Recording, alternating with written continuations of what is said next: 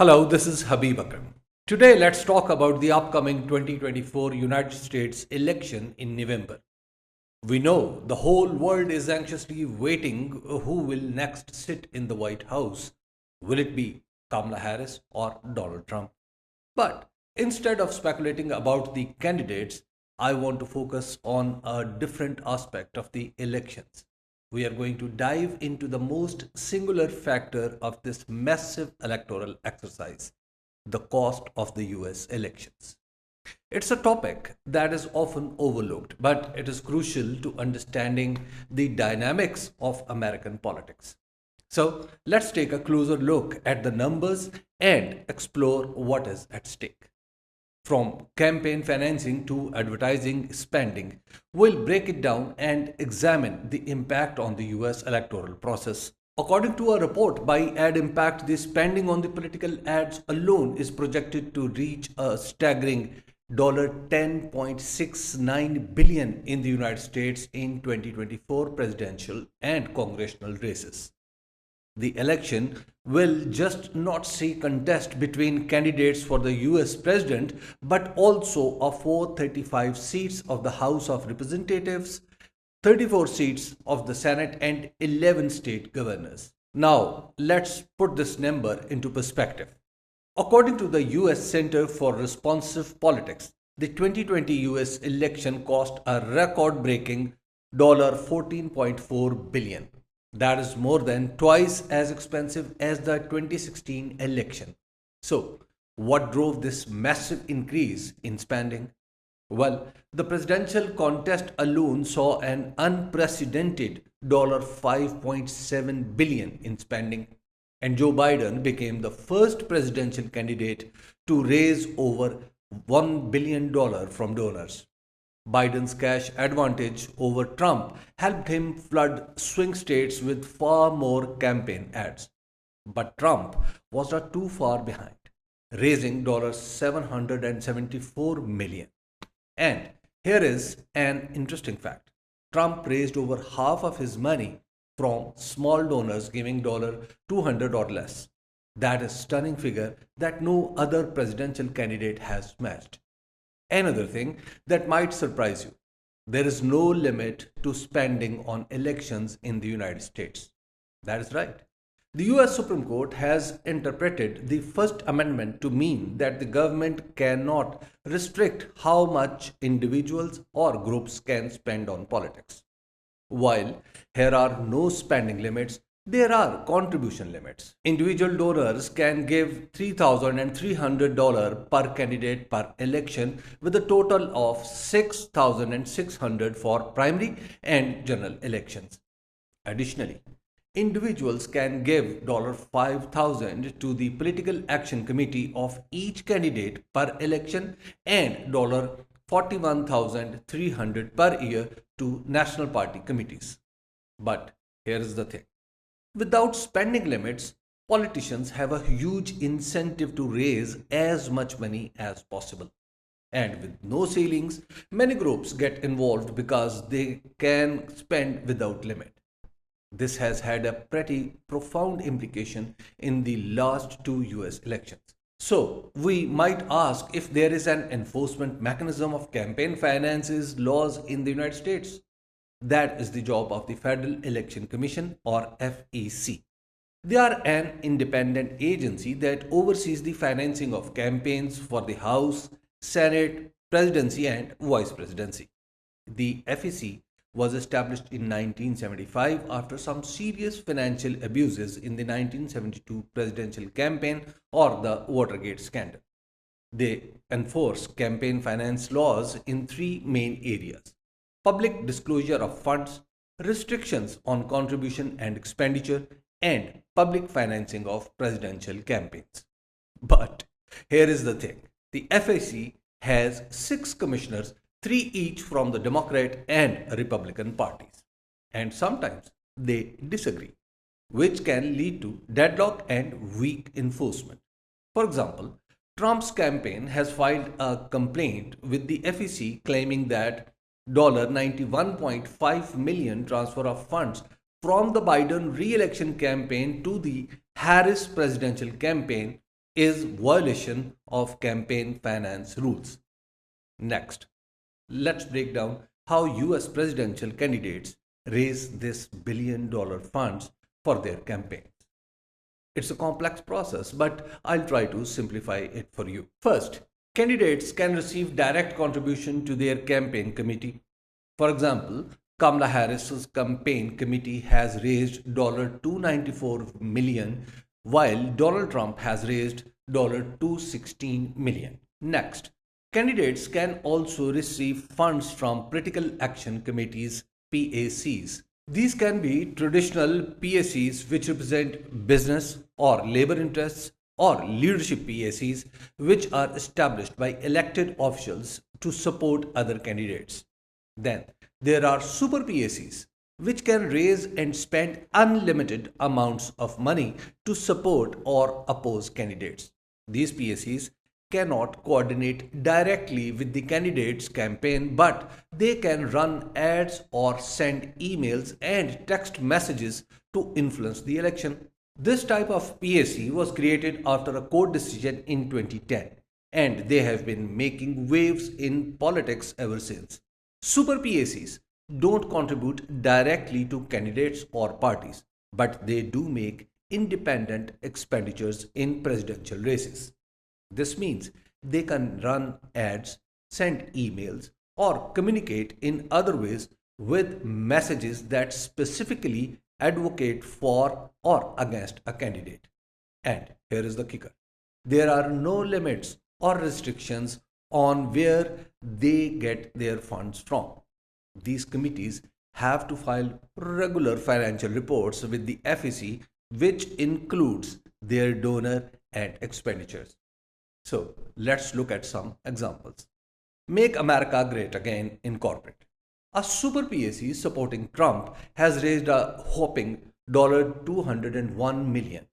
On the other side, super PACs like Unite the Country, Californians for Choice, and Black PAC have collectively raised around $11 million in support of Kamala Harris. And recently, a new super PAC called America PAC was founded by tech industry donor to support Trump. Elon Musk has even said he founded the PAC and plans to make some donations, although he denied reports that he would contribute $45 million per month. Super PACs are definitely a significant player in US politics. Then there is a unique type of political action committees called a Kerry committee. So, what is a Kerry committee? Well, it's a hybrid PAC that is not affiliated with a candidate but can operate as both a traditional PAC and a super PAC. That means it can contribute funds to a candidate's committee and also make independent expenditures to support or oppose a candidate. To do this, Kerry committee need to have separate bank account for each purpose. They can collect unlimited contributions from almost any source of their independent expenditure account, but they cannot use those funds for their traditional PAC contributions. Think of it like a one stop shop for political fundraising. A Kerry committee is essentially a traditional PAC and a super PAC operating under the same roof. Let's look at an example.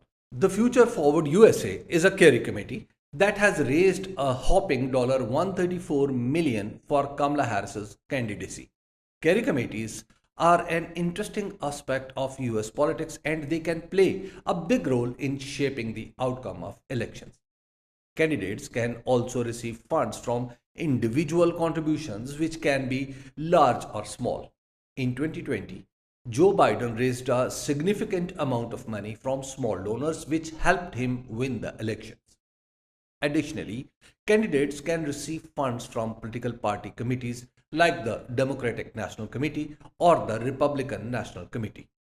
These committees can contribute directly to candidates and provide coordinated expenditures. Candidates can also use their own personal funds to finance their campaigns with no limits on how much they can spend. However, Harris and Trump have not disclosed any personal funding for their campaigns as yet. The US also has a public funding program which provides federal funds for campaign expenses during primary and general elections. However, Trump and Harris have not applied for public financing. This program is called the Presidential Election Campaign Fund, and it is funded by a tax opt in on the 1040 tax form. US taxpayers can choose to designate $3 of their taxes to support this fund, which does not impact the amount of taxes they owe. As of July 2024, this fund had $338 million available for candidates. So, how does it work? Well, during the primary season, candidates can opt for public funding, which matches small individual contributions up to $250. However, accepting public funds means they have to comply with spending limits. To qualify for this matching fund program, candidates need to raise over $5,000 in matchable contributions in at least 20 states. They can only use public funds for campaign expenses and they have to agree to those spending limits. There is also a general election grant available, which is a lump sum of public funding for major party nominees. However, this also comes with spending limits and nominees cannot raise private contributions if they accept this grant. Interestingly, this option has not been used since 2008 when John McCain received the grant, but Barack Obama did not participate. Minor party candidates can also qualify for public funds if they receive at least 5% of the popular vote after the general elections. Then we have the controversial dark money groups, the secret money influencing US politics. Dark money refers to spending meant to influence political outcomes where the source of the money is not disclosed. It is like a secret donation that can shape the outcome of an election. Since the Supreme Court's Citizen United decision in 2010, dark money groups have become a major player in US politics. Open Secrets has tracked over $2.8 billion in dark money spending and contributions reported to the FEC. So, how does it work? Politically active US nonprofits don't have to disclose their donors even if they spend money to influence election. And when they don't reveal their sources of funding, they become dark money groups.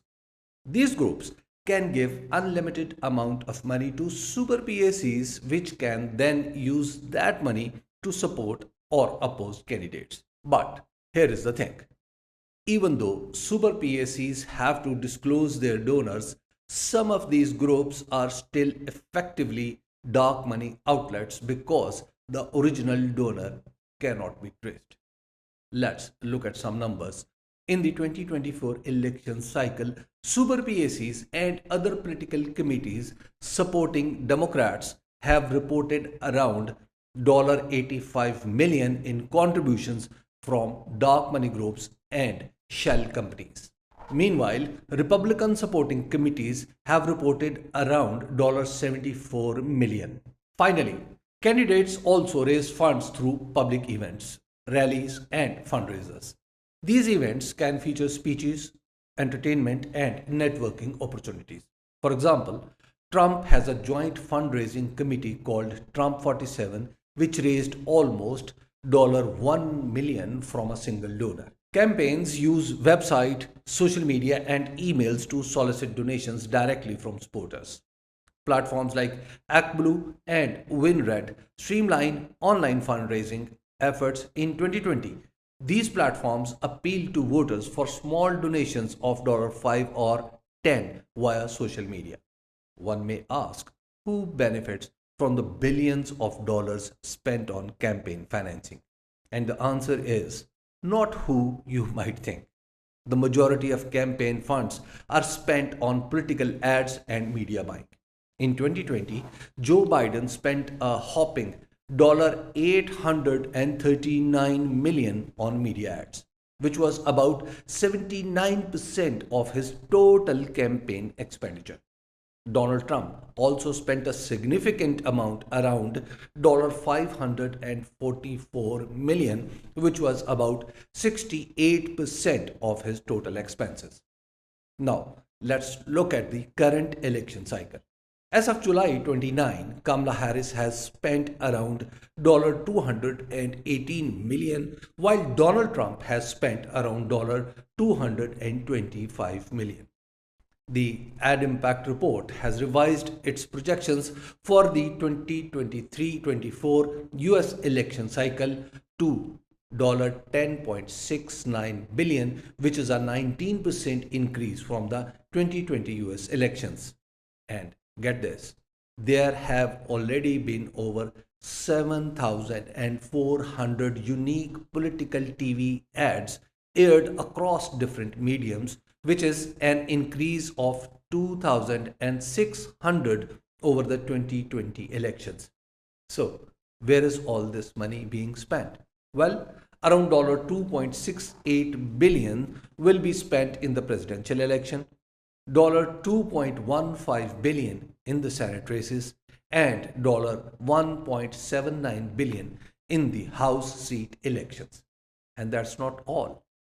Around $3.59 billion will be spent on down ballot initiatives such as abortion related measures. Dr. Ray La Raja, an independent campaign expert, has even predicted that the total spending in the 2024 US elections could be close to $20 billion, a jump of $5 billion from 2020.